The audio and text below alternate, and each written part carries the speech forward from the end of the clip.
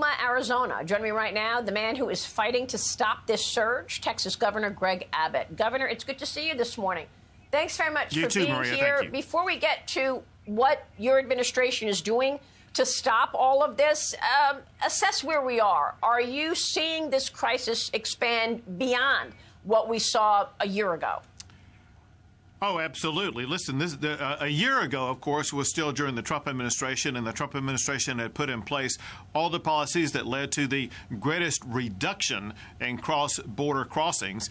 But now we're seeing the highest number of cross-border crossings, and it's all because of the catastrophic open border policies by the Biden administration, and we're seeing more and more people come in. But I got to tell you, Maria, there is something that's happening that's getting even worse, and that is the cartels are getting even more aggressive. And the cartels on the Mexican side of the border, they're beginning to open fire on the National Guard that the Texas has down on the border to secure the border.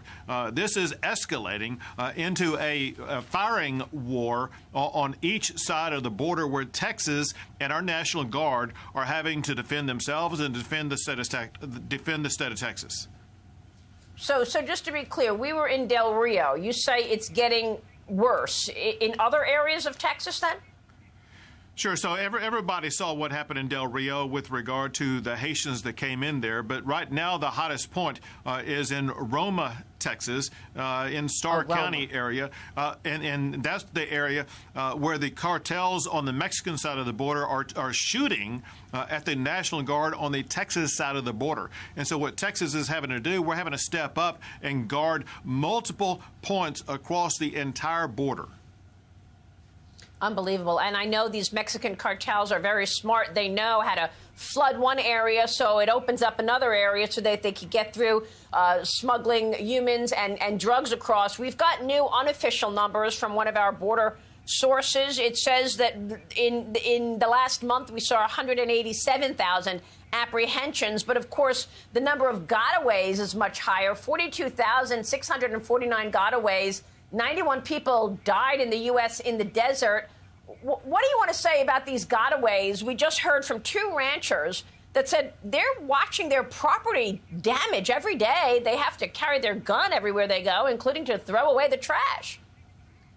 Well, listen, those ranchers were spot on in their assessment, and that is the Biden administration has completely abandoned those ranchers. The Biden administration has completely abandoned all the people who live on the border, and they have abandoned people in the state of Texas. And, Maria, these are counties, and these are people who traditionally have voted Democrat that the Biden administration is ignoring, and he's putting them in danger. And you heard that rancher talk about the need to carry a gun. Remember, Biden said there was no need for anybody ever to have a gun of more than 6 bullets or 6 rounds, whatever the case may be. These are people who need the firepower to be able to deal with the cartels who may be coming across the border. And so this is exactly why people need their Second Amendment rights to protect their own safety and defend themselves on the border. But this is also exactly why Texas is stepping up to do more than any state has ever done to help to secure this region so that we can help ranchers like that. It's why Texas has devoted more than $3 billion to secure the border. It's why we have the National Guard and the Texas Department of Public Safety on the border. It's why Texas itself is building a border wall to make sure that we will be able to better secure our border. Well, how can you do that? I mean, you're doing that just on state land, I know, because the Biden administration last week said that it's canceling all the remaining border wall construction contracts in that area. So I was there witnessing walls that were half done and the other half is wide open. I mean, it's quite easy to just get out of, come in from the Rio Grande, jump over and get in a getaway car. And I just want to point out that we understand another thing that I learned last week is that these getaway cars are being driven by Americans. So the cartels are advertising their services on TikTok and Snapchat, I'm told. So look at this graphic where we show cartels are charging the migrants from the Northern Triangle $8,000 to $10,000. But then they're paying American citizens $1,000 to be that getaway car. 90% of the cars stopped with illegals in them are actually driven by Americans. What can you tell us about this?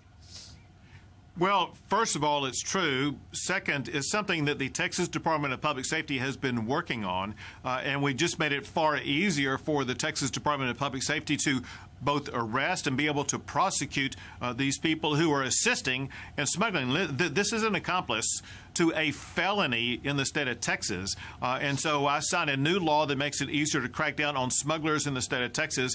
And we are going after these people who are responding to these TikTok requests, who are assisting the cartels in smuggling people in the United States. That is a crime, and we are looking to put these people behind bars. Just extraordinary. Governor, I want to switch gears and ask you before you go about these vaccine mandates, Texas and Florida banning COVID vaccine mandates. Now, the White House is accusing you of putting politics ahead of health. What did you decide? Why did you decide to ban it? And set the record straight for us. Does federal law override state law on what you can do with regard to mandating a vaccine? Look at all of the people resigning right now. Well, you make a good point about all the people resigning, because that's one of the problems with regard to the supply chain, because so many people who are being forced to get a vaccine do not want to do that, and hence they're leaving their jobs. However, to answer your question, clearly what President Biden is doing is unconstitutional. There is zero authority in the Constitution that gives the president or his administration the authority to mandate anybody taking a vaccine, and that's why we feel very confident that the state executive order will supersede the federal executive order, because the federal executive order is completely unconstitutional. We want to make sure that our fellow Texans who have been forced into this impossible situation about providing for their livelihood versus being forced to take into their body something they do not want, that it will be the state stepping up and protecting the individual liberty of our fellow Texans from being forced to take a vaccine that could cause them harm, that doesn't take into fact the acquired immunity they may otherwise have. It doesn't take into effect the severe reactions that some people are having to shots.